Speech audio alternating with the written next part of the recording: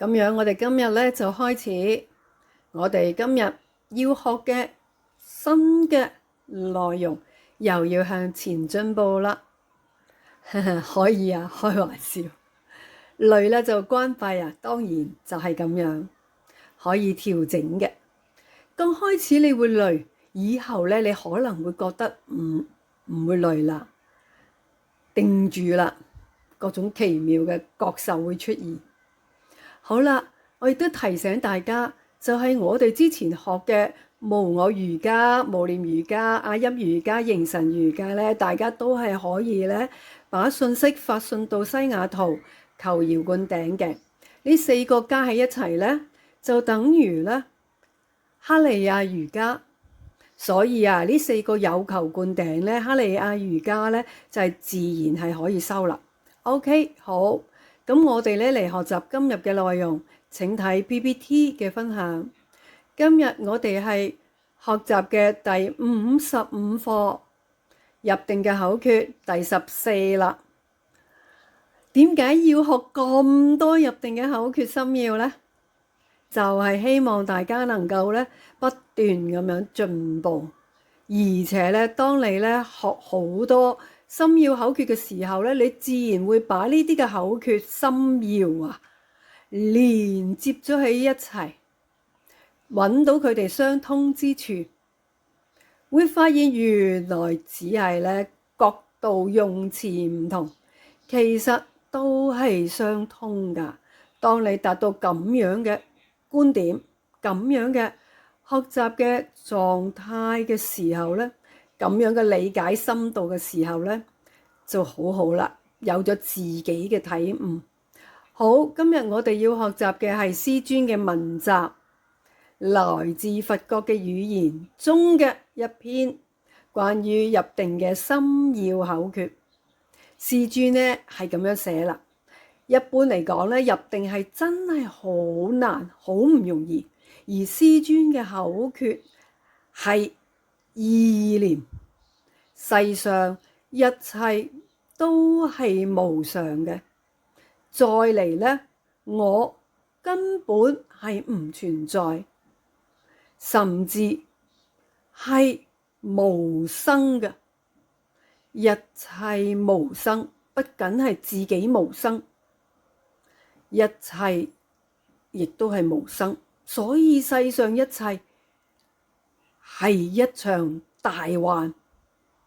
很好啊，經常咁樣去提醒，甚至喺禪定中去咁樣思索冥想。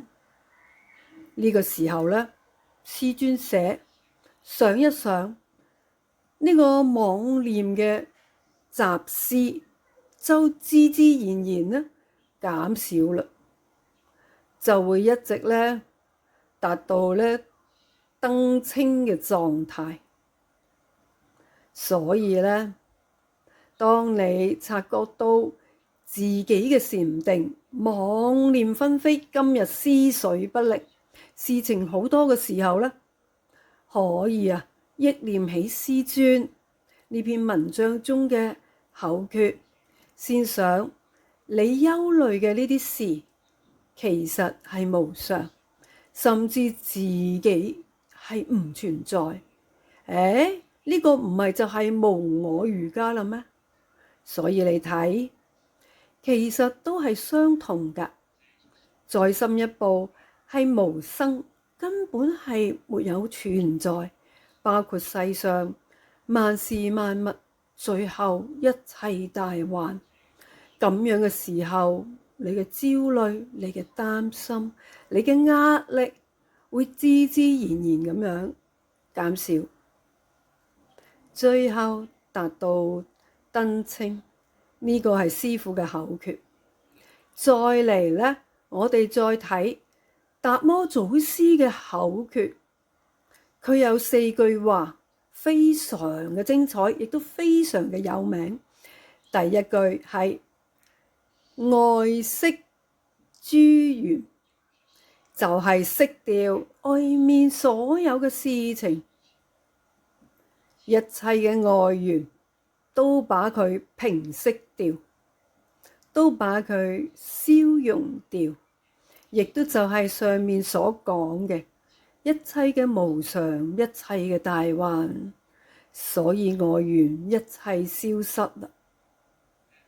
再嚟呢，外面消失咗之後，再睇自己嘅內心，內心無喘，喘氣嘅喘啊，亦都就係咧，讓自己內心呢情緒完全係平定嘅，冇波動，冇情緒嘅起伏，心外嘅都冇啦，無喘，甚至呼吸亦都變得極其細微，甚至好似係無呼吸，因為呼吸跟心境、情緒係咁樣嘅相關。呢個係第二句，內心無喘，然後呢，外面嘅緣熄掉啦，內心嘅情緒都平啦，變成點樣嘅樣子呢？你嘅心像牆壁一樣，心如牆壁。我哋可以想象到達摩祖師面壁9年，所以佢講心如牆壁。咁樣啊？乜樣？點樣呢？就係上一節學噶啦。一元禪定中，師尊講啦，你嘅心神不再移動，冇乜嘢能夠再移動到你嘅心神，心神不動啦，不移動啦，就係心如牆壁，可以入道。咁樣就可以入定啦，可以融入，可以進入紫光無光合一，可以消融啦。所以喺最新嘅書中遇見達摩祖師，師尊問入三摩地係乜嘢呢？意呢？達摩祖師有4個字：泥牛入海。一切都消融啦，外冇啦，內冇啦，最後光明同光明融喺一齊，一滴水融入大海。呢個就係我哋今日所學習嘅入定嘅心要口訣，有師尊嘅心要，達摩祖師嘅心要。頂禮感恩真佛宗根本傳承上師聖尊蓮生法王。視頻由真佛宗網絡電視台提供，請勿用作商業用途。修法前請先皈依灌頂，敬師誦法，實修感恩。